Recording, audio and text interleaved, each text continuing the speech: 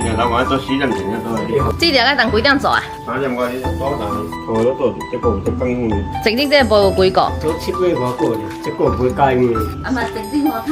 七兵32成10倍。古有刘备三顾茅庐诸葛亮，今有张小瑶三顾茅庐炖豆干。今天特地来到了普宁的滩坑村，见识一下快失传的普宁豆干到底有多卷。看到这个滩坑豆干前进30米，这样看这个地方像卖豆干的吗？哇，好老，好古老。姐妹有几平方啊？你自己能1平吧？家己起的。麻雀虽小，五脏六腑俱全。豆瓜做出来大概几个钟头啊？今日老闆做4點前都係。这条要等几點做啊？ 3點我早但要整这个做几點？做5點。豆皮好香哈，豆它就爽啊。硬啊，上個好靜嘅。这个黄豆也是有讲究的，是去壳的，这样浸泡起来比较方便。這個照個撈咧，你就會急啦，你後來做一個。河頭呢間？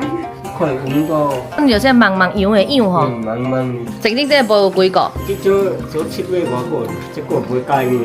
啊嘛，整整河湯。七兵。整到面。哦。那我只要你去我不生那灵动就快。哎，有腹肌哦，腹肌，哇，泡脚姿彩哈，古代的书。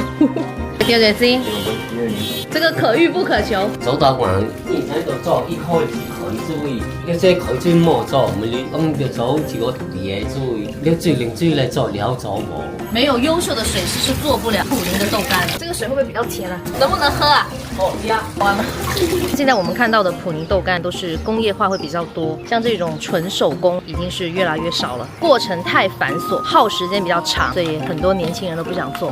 现在做手工普宁豆干的年纪大概都是在50几岁以上的。恁当时老师伯教恁啊，是恁教学过无？我有咯。按人头算啊，是到三兄弟做会来啊。慢工出细活，生意好不是没有道理啊。他们家做出来的豆干在街坊邻居口碑是很好的，甚至有很多人是专门开车过来买的。我解放啊，这个哦，脆呀，那个是那在弄，那里弄好软嫩啊，入口即化。不过确实是没什么味道，只能吃那个豆香味，醇厚浓郁的豆香。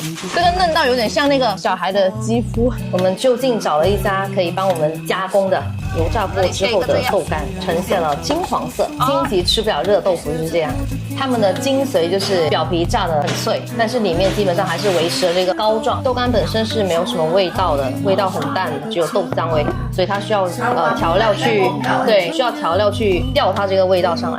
还是这样的这个水好吃，这也是我第一次吃对正宗的普宁豆干，终究还是来到当地才能吃到这样纯正的味道。好多股票弄什麼感染佢咁樣做是改做，咗咁樣好冇咩能力食。你做豆干，咱是爸媽創落來。我這個了叫能嚟假嚟，恁三兄弟，你是對拜第幾？